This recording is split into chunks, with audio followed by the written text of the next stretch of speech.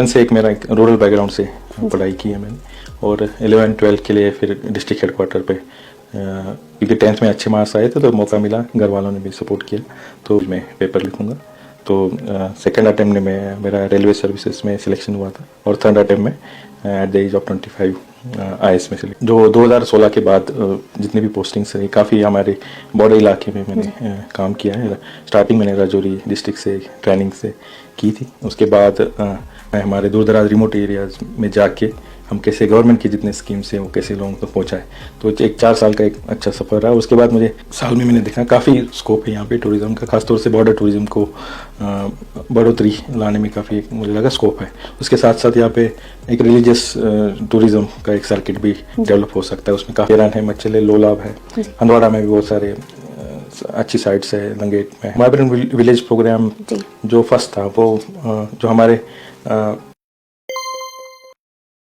अस्सलाम वालेकुम, मैं हूं अंजला खानिम और आज के इस पॉडकास्ट में हमारे खास मेहमान हैं डिप्टी कमिश्नर कुपवारा श्रीकांत बाला साहेब सूसे IAS। सर, आपका बहुत बहुत शुक्रिया, आपने हमें अपना कीमती वक्त दिया। Thank you for having me. Sir, जैसा कि हम सब जानते हैं कि आप महाराष्ट्र से बिलोंग करते हैं, तो मैं जानना चाहूँगी कि आपकी अर्लियर एजुकेशन कहाँ से हुई और आपका बचपन कैसा गुजरा। मैं महाराष्ट्र के अहमदनगर ज़िले से बिलोंग करता हूँ। तो मैंने बीटेक किया है government college of engineering Pune से, इलेक्ट्रॉनिक्स एंड टेलीकम्युनिकेशन। तो बचपन से एक मेरा एक रूरल बैकग्राउंड से पढ़ाई की है मैंने और 11-12 के लिए फिर डिस्ट्रिक्ट हेडक्वार्टर पे क्योंकि 10th में अच्छे मार्क्स आए थे तो मौका मिला, घर वालों ने भी सपोर्ट किया। तो 11-12 का मैंने डिस्ट्रिक्ट हेडक्वार्टर में एक हमारा अच्छा कॉलेज था वहाँ से पढ़ाई की। उसके बाद इंजीनियरिंग करने का मैंने फैसला किया था। ड्यूरिंग इंजीनियरिंग एक पड़ाव ऐसा आया कि मुझे लगा कि I can better contribute to society by being part of civil services. So second year से मैंने फिर तैयारी भी की UPSC की और मैंने कोशिश की कि मराठी में मैंने प्रिपरेशन की है। हमारी स्टेट की लैंग्वेज है उसमें हमने क्योंकि वहाँ पे पिछले 2-3 साल से अच्छे रिजल्ट्स भी आ रहे थे, काफ़ी बच्चों ने सिविल सर्विसेज क्रैक किया था और मुझे लगा कि मैं इजीली एक्सप्रेस कर पाऊँगा मुझे अगर मैं अपनी स्टेट लैंग्वेज में पेपर लिखूँगा। तो सेकंड अटेम्प्ट में मेरा रेलवे सर्विसेज में सिलेक्शन हुआ था और थर्ड अटेम्प्ट में at the age of 25 IAS में सिलेक्शन हुआ। जी सर, थैंक यू। सर, जैसे कि हमने सुना आपने अपना काफ़ी टाइम लद्दाख में डिफरेंट पोस्टिंग्स पर गुजारा है, तो आज आप कुपवारा में आज डिप्टी कमिश्नर अपने फ़राइज़ अंजाम दे रहे हैं, तो मैं आपसे जानना चाहूँगी कि ये सफ़र कैसा रहा आपके लिए। जो 2016 के बाद जितनी भी पोस्टिंग्स रही काफ़ी हमारे बॉर्डर इलाके में मैंने काम किया है। स्टार्टिंग मैंने राजौरी डिस्ट्रिक्ट से ट्रेनिंग से की थी, उसके बाद लेह कारगिल में लगभग 4 साल मुझे काम करने का मौका मिला और वो एक बड़ा एक अच्छा इनरिचिंग एक्सपीरियंस मुझे लगा क्योंकि जैसे कुपवाड़ा एक दूर दराज इलाका है, वैसे वहाँ पे भी ऐसे बहुत सारे एरिया है लेह लद्दाख में जहाँ पे अभी भी डेवलपमेंट का काफ़ी स्कोप था। तो मैंने कोशिश की कि लास्ट विलेज जो है हमारे दूर दराज रिमोट एरियाज में जाके हम कैसे गवर्नमेंट की जितने स्कीम्स हैं वो कैसे लोगों तक पहुँचाए। तो एक 4 साल का एक अच्छा सफ़र रहा। उसके बाद मुझे खुशी हुई कि मुझे कुपवाड़ा में भी सर्व करने का मौका मिला और 1 साल से एक मेरा बहुत अच्छा एक्सपीरियंस यहाँ पे रहा है अभी तक। जी सर, अगर हम कुपवाड़ा की बात करते हैं तो कुपवाड़ा इस टाइम एक इम्पॉर्टेंट टूरिस्ट डेस्टिनेशन बन रहा है, जैसे बैटल फील्ड और बॉर्डर एरिया टूरिज़्म। और इस टाइम शौर्य गाथा की बात करते हैं अगर हम, तो शौर्य गाथा पॉइंट ऑफ अट्रैक्शन बना हुआ है। तो मैं आपसे जानने की कोशिश करूंगी कि क्या डिस्ट्रिक्ट एडमिनिस्ट्रेशन इको टूरिज़्म को प्रमोट करने के लिए कुछ स्टेप्स ले रही है। जैसा एक साल में मैंने देखा काफ़ी स्कोप है यहाँ पे टूरिज़्म का, खासतौर से बॉर्डर टूरिज़्म को बढ़ोतरी लाने में काफ़ी एक मुझे लगा स्कोप है। उसके साथ साथ यहाँ पे एक रिलीजियस टूरिज़्म का एक सर्किट भी डेवलप हो सकता है, उसमें काफ़ी हमारे ऐसे जगह हैं जहाँ पे टूरिस्ट विजिट भी करते हैं, जैसे करना में टिटवाल में जाते हैं। उसके साथ साथ नेचुरल जैसे आपने बोला कि इको टूरिज़्म का भी काफ़ी स्कोप है, तो हम उसमें पिछले 1 साल से काफ़ी उसमें काम कर रहे हैं।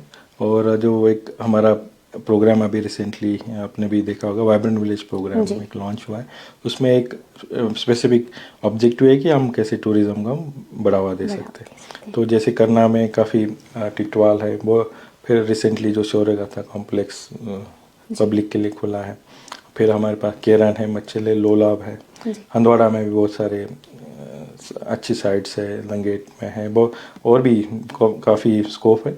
तो उसमें हम कोशिश करें कि टूरिस्ट के लिए कैसे बेहतर फैसिलिटीज़ हम डेवलप कर पाए, ताकि उनको एक अच्छा इनरिचिंग एक्सपीरियंस आए कुपवाड़ा में विजिट करके। तो हमारी कोशिश उसमें जारी है। और वाइब्रेंट विलेज में भी इस जो करना में, टिटवाल में भी हमारे कुछ प्रोजेक्ट्स आने वाले टाइम में टूरिज्म को लेके आने वाले। जी सर, जैसे कि आपने बताया आपने वाइब्रेंट विलेज प्रोग्राम, आज आप करना के दौरे पे इसी सिलसिले में हैं, तो आपका क्या नज़रिया है इन जो 7 विलेज आपने स्कीम के अंडर चूज़ किए, क्या विजन है आपका? वाइब्रेंट विलेज प्रोग्राम जी जो फर्स्ट था वो जो हमारे LAC एरियाज है वहाँ पे जो विलेजेस है हमारे, उनके लिए लॉन्च हुआ था। और गवर्नमेंट ऑफ इंडिया का उसमें फोकस था कि इन गाँव में हम कैसे डेवलपमेंट का एक पेस बढ़ा सकते हैं, उन लोगों को कैसे एम्पावर कर सकते हैं, ताकि वहाँ से हम एक माइग्रेशन भी रोक पाए और वो गांव डेवलप हो गए। तो उसमें एक अच्छा एक्सपीरियंस, जैसे लद्दाख में, उत्तराखंड, हिमाचल, अरुणाचल प्रदेश, इन एरिया में पहले उसको इम्प्लीमेंट किया गया। उसका नेक्स्ट फेज आया वाइब्रेंट विलेज 2। उसमें जो हमारे खासतौर से कुपवाड़ा डिस्ट्रिक्ट में है, तो लगभग 102 विलेजेस उसमें कवर हो रहे हैं। तो पूरे जो 102 विलेज की मैं बात कर रहा हूँ, उसमें 4 चीज़ों पे फोकस किया जा रहा है। उसमें अगर कोई घर अभी तक इलेक्ट्रीफाइड नहीं है, अनकनेक्टेड है, तो उसको पावर कनेक्शन दिया जाएगा। फिर जिन गाँव में टेलीकॉम कनेक्टिविटी नहीं है उनको टावर की सुविधा दी जाएगी। प्लस अगर रोड का इश्यूज़ है वहाँ पे, अभी भी गांव अनकनेक्टेड है, तो उसको रोड कनेक्टिविटी दी जाएगी। प्लस टेलीविज़न का फैसिलिटी भी उन गाँव में दिया जाएगा। इन 4 चीज़ों को इन 102 गाँव में पूरा सैचुरेट किया जाएगा। उसमें से 16 गाँव ऐसे है कि उसमें थोड़ा एडिशनल फंडिंग आ जाएगा। तो जो आपने बात की, उस 16 गाँव में से 7 गाँव हमारे करना सब डिवीज़न में, उसमें आपका सिमारी आता है, टिटवाल आ जाता है, नावागापड़ा आ जाता है, गुंडी गुजरान आता है, जबड़ी आ जाता है। तो ऐसे 7 विलेजेस है। तो उसमें हमने आपने देखा कि जो सीनियर ऑफिसर्स है, जो JNK गवर्नमेंट में काम कर रहे हैं, सीनियर ऑफिसर्स गांव में आके लोगों से वो बात कर रहे हैं, उनकी डिमांड्स क्या है, वो क्या चाहते हैं, और स्कीम जो प्रोग्राम है उसके गाइडलाइंस क्या है, उनका एक मेल बिठा के हम एक्शन प्लान बना रहे हैं। अभी तो हमने कोशिश की कि हर विलेज में टूरिज्म का कुछ फैसिलिटी उसमें डेवलप कर पाए। प्लस वहाँ पे जो हमारी युवा है उनको स्पोर्ट्स फैसिलिटी हम डेवलप कर पाए। स्कूलों में हम स्मार्ट क्लासेस कुछ देने की कोशिश करें। प्लस हेल्थ कि जितने भी हमारे सब सेंटर है, PSC है, वहाँ पे हेल्थ एंड वेलनेस सेंटर है, उसमें हम फैसिलिटीज़ को कैसे अपग्रेड कर पाएंगे। प्लस एक एडिशनल पॉइंट हमने रखा है कि ये जितने भी गांव हैं जो हमने मेंशन किए साथ, हर एक में एक एग्रीकल्चर रिलेटेड पोटेंशियल है। तो उसको देख के भी, उस एरिया का एग्रीकल्चर रिलेटेड पोटेंशियल देख के उसमें हम एक स्कीम रख रहे हैं, ताकि उन एरिया में जितने भी फार्मर्स हैं जो इस एक्टिविटी में काम करते हैं, उनका एक इनकम जनरेशन बढ़ जाएगा, ताकि ओवरऑल गांव की इकोनॉमिक सिचुएशन बेहतर हो जी, और डेवलपमेंट हो। जी सर, जैसे कि आपने अभी स्पोर्ट्स की बात की, तो करना में बहुत अरसे से यूथ की डिमांड थी एक क्रिकेट स्टेडियम, और हाल ही में जो टिटवाल क्रिकेट स्टेडियम के लिए प्रपोजल था, आप ही की मदद से वो यकीनन आज अप्रूव हो गया है। तो मैं आपसे जानना चाहूँगी कि ये जो प्रोजेक्ट है, इस पे कब तक काम स्टार्ट होने जा रहा है? ये मैं मानता हूँ बड़ा एक अचीवमेंट रहा है, क्योंकि मैंने भी कई बार वहाँ विजिट किए। तो वहाँ के युवाओं का एक मेन डिमांड था उस स्टेडियम को हम कैसे अपग्रेड कर पाए। तो लकीली रिसेंटली यहाँ पे जो सेक्रेटरी साहब है उन्होंने विजिट भी किए, तो हमने उनको ग्राउंड पे ले गए और उनको उस जो लोगों की डिमांड है और वहाँ की फिजिबिलिटी को उन्होंने खुद जायज़ा लिया।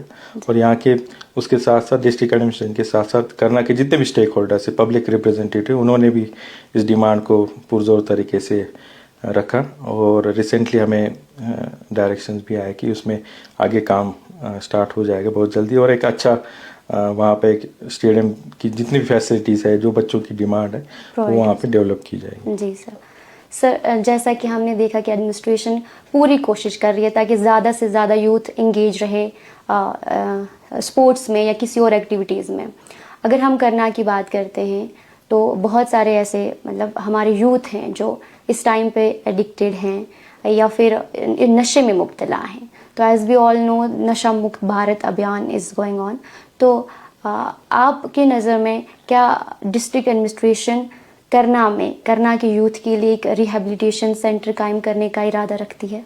जैसे आपने देखा पिछले जो 100 डेज प्रोग्राम चल रहा है नशा मुक्त जम्मू कश्मीर अभियान में, जो ऑनरेबल एलजी साहब उसको लीड कर रहे हैं। तो आपने देखा कुपवाड़ा में भी बहुत एक मेगा पद यात्रा हुई, करना में भी मेगा एक पद यात्रा हुई, काफ़ी प्रोग्राम्स उसमें हो रहे हैं। तो हमारी कोशिश यही है कि जो हमारी युवा है जो इस नशे की बीमारी में जो मुब्तला है तो उनको हम कैसे उससे बाहर निकाल पाए और प्लस उनको कोई एक जरिया दिए ताकि वो अपनी कमाई कर पाए, या अगर किसी को हायर स्टडीज़ करनी है उसमें हमें हेल्प कर पाए।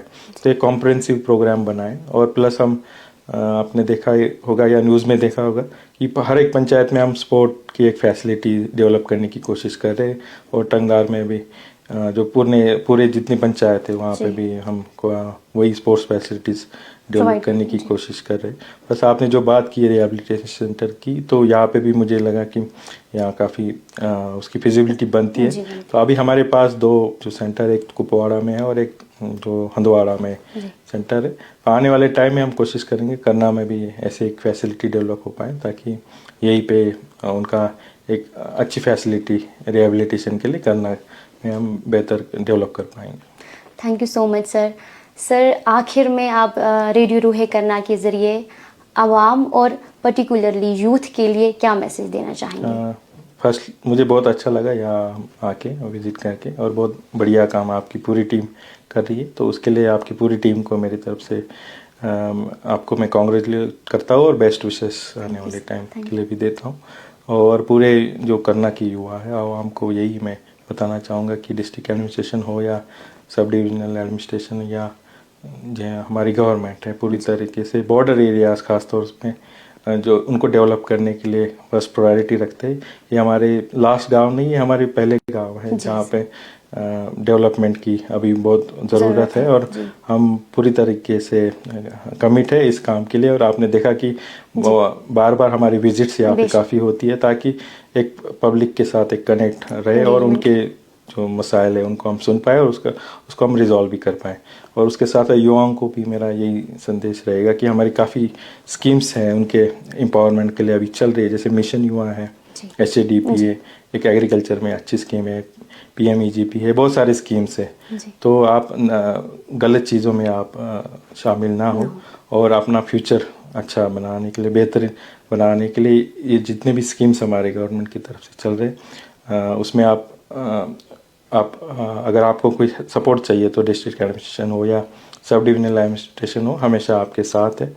और आप खेलकूद और पढ़ाई में आप फोकस करें ताकि आप अपना फ्यूचर अच्छा बना सकें। Thank you so much sir again, आप आए यहाँ और हमें अपना कीमती वक्त दिया। और आई होप हमारे जो व्यूवर्स हैं उन्हें आपकी जो हमारी कन्वर्सेशन है वो इंस्पायर करेगी। Again thank you so much sir.